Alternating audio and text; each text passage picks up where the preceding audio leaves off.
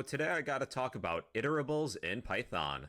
An iterable, it's a category. Any object or collection that can return its elements one at a time is considered an iterable. If an object or a collection is considered an iterable, then it can be iterated over in a loop. For example, let's create a list of numbers. Numbers equals a list. I'll add the numbers 1 through 5 to keep it simple. Lists are considered iterable. We can use them within a for loop. In the context of a for loop, we're going to be given each element one at a time. Each element that we're working with, we can give a temporary nickname. Let's say number.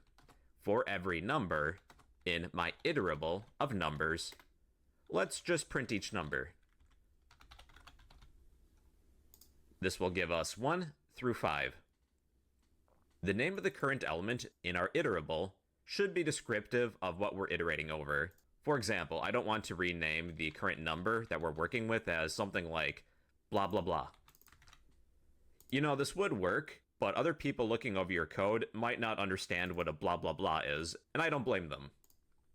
Each element that we're given from our iterable, the name should be descriptive of what we're given. Or you might see item. For every item in numbers, print each item. That's also a good choice. Now, you could even iterate backwards by enclosing our iterable within the reversed function. So take our iterable of numbers and reverse it. Then we get the numbers 5, 4, 3, 2, 1. If you would rather not print each element on a new line, we can replace the new line character at the end of print statements with something else. Print is a function. We can pass in a keyword argument of end. Rather than end each line with a new line character, let's end with a space. This will space out each of the elements. Or we could replace it with something else. Or what about a dash? After each element, append a dash character. We could even add multiple characters, such as a space, a dash, and a space if we so choose. It's up to you. Tuples are also iterable. Let's convert our list to a tuple by enclosing our numbers within a set of parentheses. And I no longer want this reversed. For every number in my iterable of numbers, print each number. Then again, we get the numbers 1 through 5. Let's cover sets. I will create a set of fruit, which I will name fruits. For a set, enclose any values within a set of curly braces. Let's add a string of apple, a string of orange, a string of banana, and a string of coconut. So with our for loop, let's say for every fruit in my iterable of fruits, I will print each fruit. That would give me apple, banana, orange, coconut. Now sets, they're actually not reversible. I will attempt to enclose our iterable of fruits within the reversed function. Here's what happens. We have a type error. Set object is not reversible. Sets, you can't reverse. Let's cover strings. I will create a string of name. Type in your full name. I'll use my YouTube channel name. For every character in my iterable of name, I would like to print each character. Maybe I would rather not have each character end with a new line. I will set the keyword argument of end to be a space. Last, we have dictionaries, which are the most complicated. Let's name this dictionary my dictionary.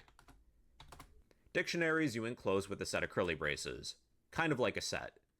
But each element is a key value pair.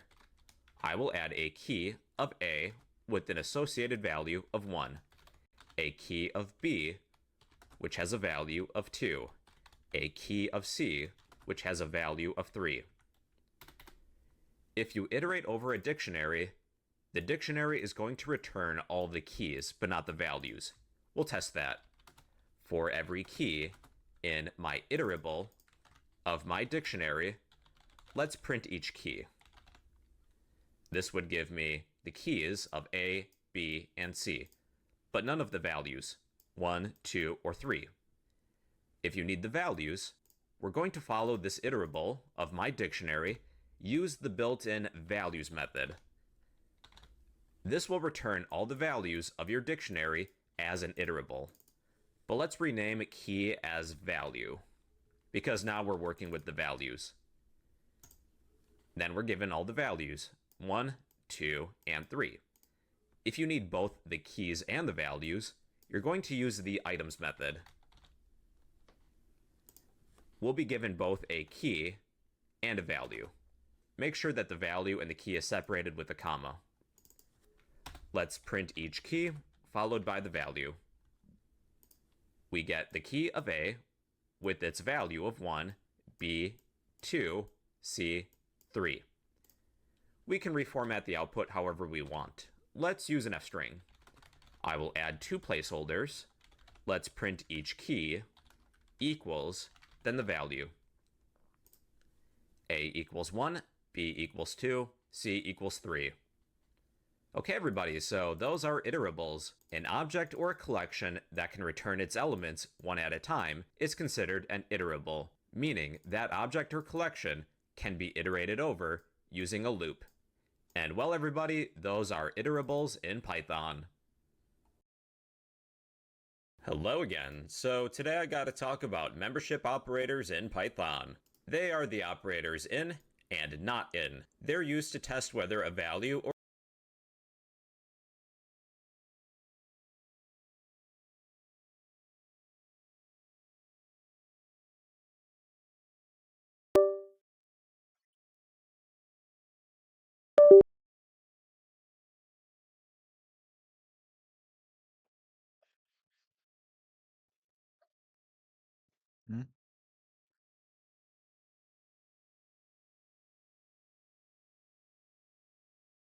or a variable is found within a sequence, which include, but are not limited to, strings, lists, tuples, sets, or dictionaries.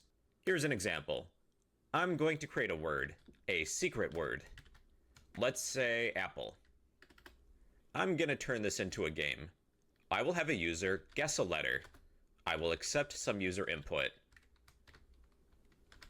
Guess a letter in the secret word. What I would like to do is check to see if my letter is found in my word. I can write the following statement. If our letter in our word. In is going to return a Boolean value of true if that letter is found, or false if it's not.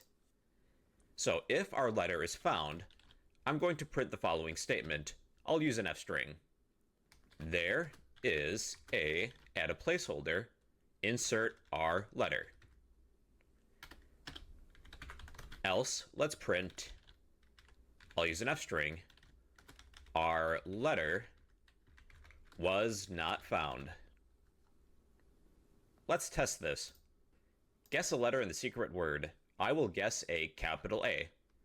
So all these letters are uppercase. Do take note of that. Is there an A? There is an A. Let's guess a letter that's not within this word, such as Z. Z was not found. The in membership operator will test to see if a value or a variable is found within a sequence. If it is, it returns true. If not, it returns false. Or for the inverse, you could say not in. If letter is not in word, we would have to flip these statements around.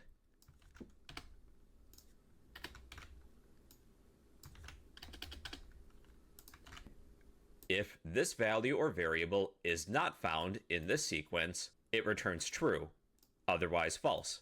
So it does the opposite of in. Guess a letter in the secret word. Is there an E? There is an E. Is there a Q? Q was not found. Depending on the statement you're trying to write, you can use either in or not in, whichever makes more sense in that context. Let's go over another example. We were searching for a value or a variable found within a string. Let's try a set. Lists, tuples, and sets are going to behave similarly. I will create a set of students. For a set, you need a set of curly braces. Let's add a few student names. such as SpongeBob, Patrick, and Sandy. I will have a user type in a student to search for. We will accept some user input. Enter the name of a student. We're going to check if our student is in our sequence of students. If in returns true, let's print the following. I'll use an F string, insert our student is a student. Else, we will print, I'll use an F string, insert that student was not found. Enter the name of a student. Let's search for SpongeBob. SpongeBob is a student. Enter the name of a student. Let's attempt Squidward. Squidward was not found. And much like the first example, we can do the opposite. See if a value or a variable is not in a sequence. We would have to switch these statements around.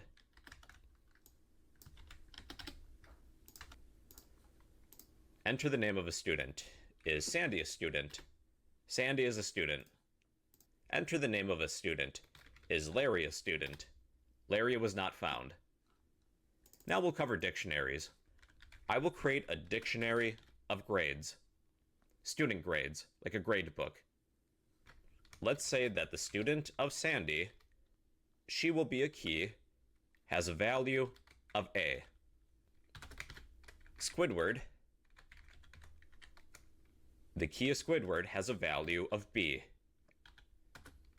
SpongeBob, he is also a key. SpongeBob has a grade of C. Then Patrick. Patrick has a grade of D. Here is my dictionary of grades.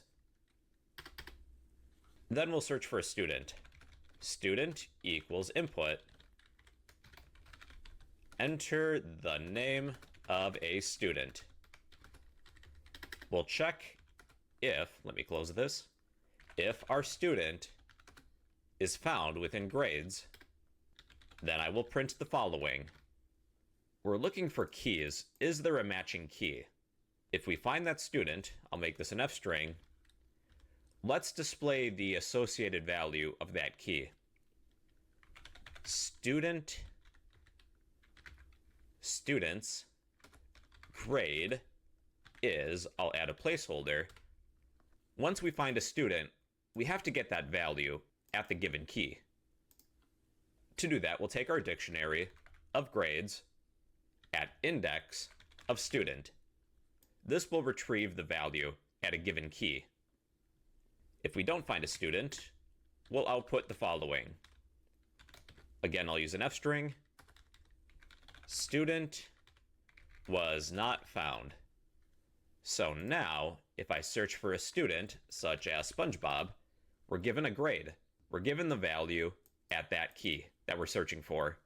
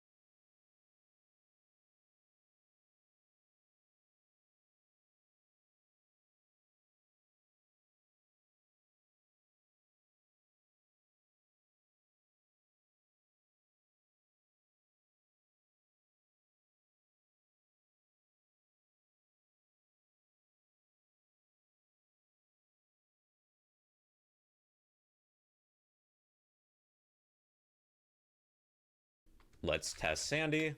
Sandy's grade is A. Squidward's grade is B. And Patrick's grade is D. But Larry is not a student, if I search for him, well, Larry was not found. Let's go over one last example. We're going to create a variable of email.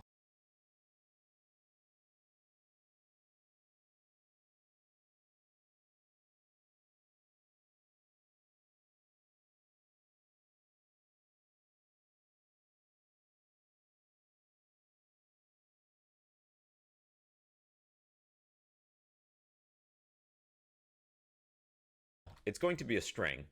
Type in whatever your email is. brocode@gmail.com. I would like to see if this email is valid. Does it contain @ and a period? I will write if our value of @ that character is in our email and a period is in email. We have two conditions. Check if @ is an email and check if a period is an email. If so, it's a valid email. Then we'll print valid email. Else we will print invalid email. Is my email valid? That email is valid. I'll get rid of the @ invalid email. I'll get rid of the period following Gmail. That email is also invalid. In this example, we're checking two conditions. If this value is found within this sequence, and this value is found within this sequence. All right, everybody, so those are membership operators, in and not in. They will return a Boolean based on whether a value or a variable is found within a sequence, which include, but are not limited to, strings, lists, tuples, sets, or dictionaries. And well, everybody, those are membership operators in Python. Hey, what's going on, everybody? So in today's video, I got to explain list comprehension